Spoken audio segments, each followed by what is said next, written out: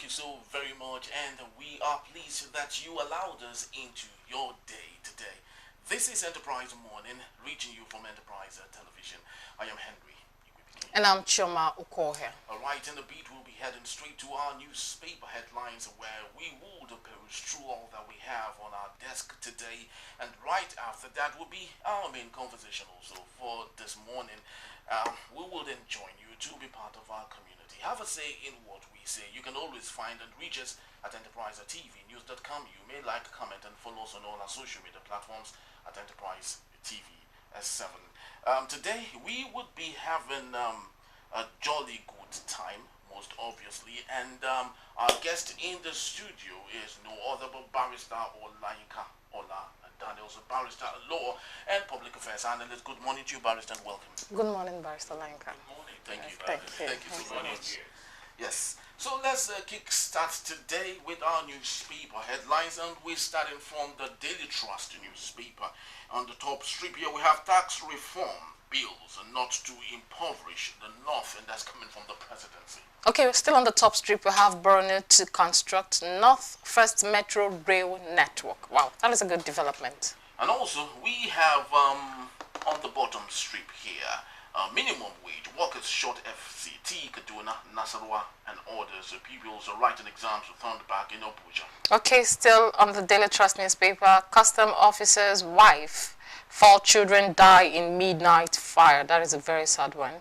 And also we have manufacturing sectors, a decline evidence of hostile policies, and that's coming from the Manufacturing Association of Nigeria. Okay, and we have federal government begins 15-hour electronic levy deductions from OPay Money Point. Beautiful. So let's get to our talking point for the Daily Trust newspaper, and that is 229 police officers killed in 22 months, and we have it authoritatively from the same newspaper that no fewer than 229 pronounced persons of the Nigerian police force were killed between January of 2023 and October of 2024. The officers were killed by either bandits, hoodlums, gunmen, Boko Haram, terrorists, cultists, and armed robbers across the country. Barrister, don't you think this is disturbing? Let's of course conscientize ourselves on the fact that Nigeria is not a warring country. We are not at war with anyone. But don't you think it is disturbing that in a country that is not at war officially, conventionally, that we are losing 229 police officers in 22 months? Yeah, well, to be fair, we shouldn't just attribute this to Nigeria alone. It's everywhere, all over the world. This number? Yeah, well, may not be. Well, in some part of the world, yes, we have even more than that numbers. But in some parts, maybe not up to that numbers. But the difference between us and some of this kind is that you kill one corpse, then you're in trouble. In fact, you find out that even the criminals avoid killing the cops, except it's necessary. But from our own parts, it's just, nobody cares about anybody, and I don't think even the government is doing enough, particularly on the welfare of these people. Because some of these police officers serving died, and that is the end. In fact, some of them, the moment they die, the same month, maybe in 2 months, their families are probably staying in the barracks. You've been evicted. They've been told to leave the barracks. You know, we have some of them, the friends, the soldiers, the police. Once the man died, even in the course of his service, and the next thing, you're taking his family out. In fact, some of them, we have to beg, we have to cry. Maybe one has to know somebody that knows the top officer to know how to get the gratuity or whatever that the benefits that the officers that have died is entitled to. So it's so sad. If you take Lagos, out of the 36 states inclusive of FCT, I don't know the welfare program any other state has for all these offices. Because for Lagos, don't forget that there's a trust fund. from Lagos, and that Lagos, there's this insurance, there's this life insurance and all that Lagos have put in place so that anyone that even died in the course of his duty, there's some benefits. But I don't know if other states, again, the question is, what is the federal government doing? Because these people actually work for federal government. Definitely. The agency of federal government. And I do not know whether there is adequate welfare, because if these people go, I mean, in the course of the services, and I mean, somehow they got caught up, anything can happen. You can be on the field, strugglers, even the one face to face that is not even intentional, or we all these criminals, they are criminals, and their soul is, they don't care. It's about what they are doing at that time and how to get away with their crime. So everything coming to stop them will surely give way to casualties. So for them it will happen, but then the question again, what are those things put in place by our government to reduce this to the bare minimum, so that we don't have this number of our officer dying in the course of their duty, rather trying to protect the people, and yet they have to, their life has to go. And again, another question is, are they well equipped? Because sometimes, if I witnessed one, then that was a long time. That was Maryland. There's some this armed robbers took a car, and it was serious drama, so they're trying to escape. We had our police officer there, because you usually have these police at Maryland, Boston. They were trying to cut their guns to shoot. The guns were not responding. They were not responding. They would try. Those people escaped. The others escaped because they had sophisticated weapons. In fact, while they were spraying, the police had to, hide their heads somewhere. So, do we really have equipment? Do we have sophisticated weapons that can match with whatever these people have? I'm sure you've seen what all these terrorists, militants, all these people, what they display compared to what we have. Okay, thank you, Pastor Lanka. Sorry to cut short. Now, at this point, I'm going to categorically say, because if we should talk about the deaths of the police, we are not going to overlook the harm in a way the happy police corps have actually done to the citizens of Nigeria. So I'm going to say these reasons where they don't have enough welfare and co are some things that make them indulge in crime, and sometimes don't treat the citizens of Nigerians well whenever they face some situations. So are we talking about the police now? Yes, we're talking about the police, because now you mentioned something. I'm trying to just come out from your analysis your analysis, where you said some of them are not well. They don't have enough welfare. Now, if you look at the no good welfare and the implications it has on them, the consequences, most times, from the reactions of most Nigerians, they are being treated wrongly by most of these policemen. Now, are we going to see the impact of the no welfare is actually making them indulge in some crimes using the uniforms they are wearing at some point? You can rule that out, and I will break it down further. At least to an extent, I have a relationship with some of those people, and I can tell you for a fact what I know happens. Do you know that some of these policemen, some of these soldiers keep themselves? Do you know that sometimes, because when there's a crime going on somewhere and people try to reach out to the police, for help, you will hear police say, sorry, we don't have fuel in the car. Oh, sorry, we don't even have the car. Oh, sorry, how do we get to this place? All that. And that's the truth. They don't have it. Sometimes the DPO will have to suffer how to manage the division. Why? Because there is no money coming from, the head, from the authority to manage, or maybe when the money is coming, is nothing compared to what they need to foot the bills at the divisional police station. So now, tell me, when police, they go out there, why they will collect all those, and we have told them that, look, this 15 or 100 naira cannot stop. Why? Because we have not done the fundamentals are there. If the foundation is faulty, even the Bible made it clear, if the foundation is, what can the righteous do? So if our foundation is faulty, tell me, how will these people work conveniently They don't have cars. Okay, another one. Do you know that, okay, if you look around, you'll find out that some of these are representative of some of these billionaires, the well-to-do people in the community. Go to some stations. You will see a car donated by now. Then the next thing, IG will wake up tomorrow to say, oh, no more police guiding some private individuals. They are putting the bills. They are paying the bills. So they cannot stop guiding them. In fact, these people fight. And that is why you see the ones that are guiding those billionaires, when you see them kitted, you want to be a police officer compared to the ones that works in the station, because those guys are the ones that kits them. They pay for all those things. They will pay at the higher level, probably pay the state, pay the division, even. I know some people that sponsors the children of the police that are guiding them to school. So now tell me, where there will be corruption everywhere. You're saying maybe that's why they will commit crime.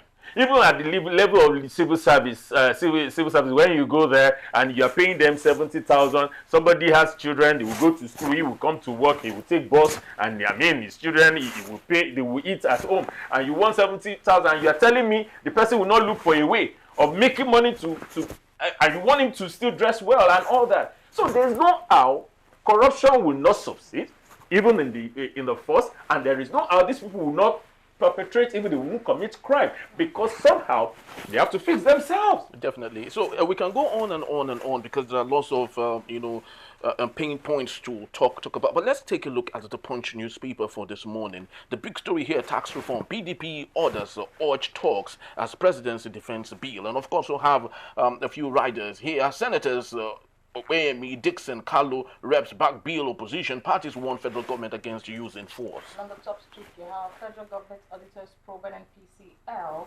2.7 trillion subsidy refund claim. Details are on page 18. All right, we have an image here, a very disturbing one. Very disturbing one. EFCC seizes 753 duplex estate, hides ex-governor Top Short's identity. This is worrisome. Really, really disturbing. Yeah, okay. I think that we should look at a particular story because EFCC seizes 753 duplex estates, hides ex-governor Top Short's identity. Now, why would the EFCC seize it, show the picture, but don't want to actually show the identity of the person in question? How transparent are they at this point? That is the unintentional way of dealing with things by EFCC. Now, we have said over time, the laws, okay, I won't use that on national TV. Yeah, I won't use that particular word. But, the laws are made for some people. Now, when EFCC pick the Yahoo boys, pick somebody money laundering, whatever, it doesn't take them anything to put pictures, the face of the person, the name, the right on the board, everybody sees that. So now, but when it comes to some particular set of people, now the question some of us have asked, why? Okay, because what we gather, the estate, nobody was living in the estate. Now, if we had discovered that, for you to discover such estate, it means that you have done your investigation to find out that the owner, you cannot tell us that you do not know the person. So why have you not come out to the public to say this is the name of the person? Why do you protect some and expose some in the same course of the duty? You can say that we choose whatever we want to do. It means that the law is not for everybody. Definitely. It favors some people, does not favor some people, and even Mr. President is sitting somewhere. Yeah, Mr. President cannot do everything. The chief of the national security advisor, whatever, cannot do everything. But it is your duty. Is it that EFCC still has this obligation to Mr. President or to all the politicians? Because if this is your job and this is how you do your job, it means that you have some rules guiding whatever, you have laws guiding whatever you do. So Now you have discovered something. Why is it so difficult in telling the public the persons that the name is attached to? Because there's no how you will not have unveiled, I mean, the person that owns that particular property. Because you can't say you are just, you're forfeiting, you discover an estate that doesn't belong to anybody, and you took it to court and nobody challenged and nothing happened, and you just, okay, we saw it somewhere and that is it. Okay, we go to court and it's forfeited. But as a lawyer, don't you think in the course of investigation, it's not adequate to maybe display or make open the culprit such that investigation possibly can continue? Don't you think that could equally... You have gone to court. Before you go to court, yes, you investigated. You don't go to court to come back to investigate. When you... Before you can prosecute, or before you can take a matter to court, there must have been some level of investigation that are giving you a best, okay, this we need to go and do this. So they can't tell me they've not done anything. Now that is why most times you see them when they go to court, they put up all sort of charges and they get there and it's watered away and nothing happens and they have to go away. Why? Because they've not done their investigation. But on this, yes, you cannot tell me that he has not done something before you now take it to court. And don't forget that this matter didn't just start. It started long ago. Now you have gone to court because there was a temporary forfeiture before this. So it means that the matter has been in court. Yes, the matter, nobody showed up, and before this. Now you are telling me you don't still have the face to it. Even the one they are investigating that they have not taken to court, that court has not convicted, you are displaying and putting criminal, money laundering, whatever, and putting pictures. So you have even made your own conclusion, you have made your judgment. But this one, you chose to, and several others like that we will just hear. The other time, they said there's a list of over 400 people involved in terrorism and all that. Till today, we have a name. We don't.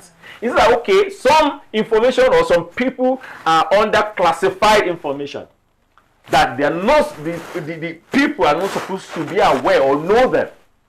Because it's looking as if, I don't know, some people will use the word Banana Island or Monkey Island, whatever, I call Nigerian names. I will never call Nigerian names. This is the country. I don't have any other country but Nigeria, and whatever it is that is a challenge, we can fix it and we'll be better for it. We'll be great someday.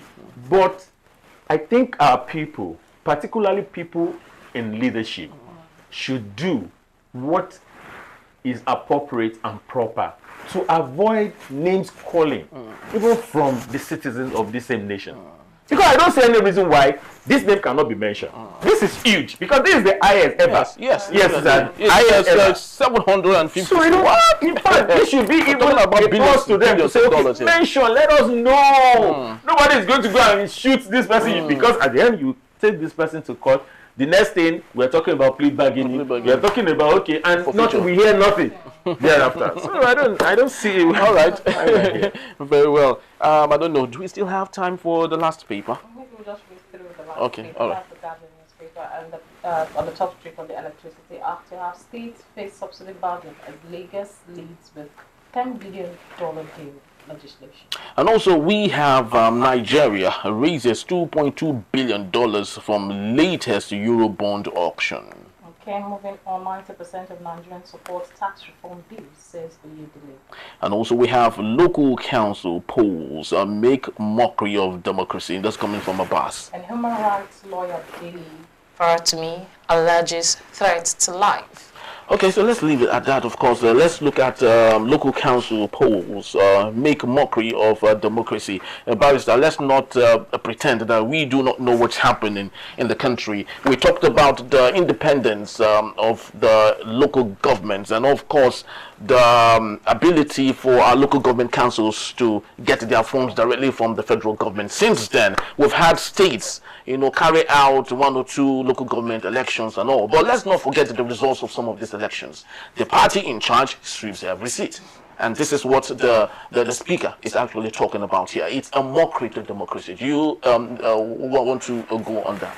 Well, it's sad because some of us, over time, and till tomorrow. We will act until that is fixed. If they don't accede to our request, we will not keep quiet. And which is the request? Thank you. Tear, burn the current constitution and let us have. It's not about reviewing or amending. No, because a lot of things are wrong with our constitution. A lot of contradictory laws are in our constitution. A lot of lacunas are in our constitution. Back to the local government autonomy. Now you have said that money should come directly. Yes, they pass it. Yeah, it's not the law. Now, how does it get to them? To the local government council. It still has to come from an account, which the governor also still have access to. Really? Oh. So what's the autonomy about? What is section 192 or 172 there about? So you see, that is the reason why the governors will do everything to make sure that all the local government or local council, whatever chairman, are from the party. He will decide who becomes, so that he can still control the resources. So not local chairman, whatever we have to say when perhaps like some of them are doing in some part that they will even swear. I know they will even do whatever they do. And how do you, because he puts you there, he know how to get you out. The other time, Lagos State's House of Assembly removed and suspended a local government chairman. So, they know how to go about this. They will do it. Why? That is the reason why we are saying the constitution needs to be fixed first. Because else, we will continue this way. The governors will do everything in their power to make sure they determine who becomes the local government chairman of any whatever local government, because it has to come from them. Then, if it's coming, there's what we call keyback. Is even contractor they do it. It gets to you, you have to release the money. The governor is still in charge. The governor still dictates. So the governors don't want it. If you remember, they are the one that went to court. They don't want it. They don't want the autonomy. These are gains since the former administration of former President Barry. They don't want it. Thank God that the current administration has the willpower to pursue and still get this. But it's a waste of time now, isn't it? Well, I'm not going to say it's a waste of time. Over time, time will tell whether we mean business, whether we are serious as a federation, because on paper, we say we practice true federalism. But physically, practically, do we practice true federalism? Else, your governors, your states will not be running to federal government and be prostrating for money every month. And they get the money. We talked about subsidy. And people are shouting that the president is that, the president is that. And I ask people, why Mr. President is far from you? The one that is close to you, your governor, have you asked him what they are doing with the money they receive on your behalf? Nobody mentioned governors. Nobody shouts at governors. Nobody screams at governors. Meanwhile, the money is with your governors. Thank you so much, Barrister Lanka. Thank you. Very, very sad. I can really feel the emotions here. But of course, that is the situation we found ourselves. There are lots of, things to talk about. He talked about totally scrapping our constitution and bringing a new one. It's a tall dream. Let's see how that works, though. Thank you so very much, Barrister, for being part of our first segment. But when we return. NLC kicks off nationwide strike over non-implementation of minimum wage. That will be our headline. Just stay with us. We'll be right back.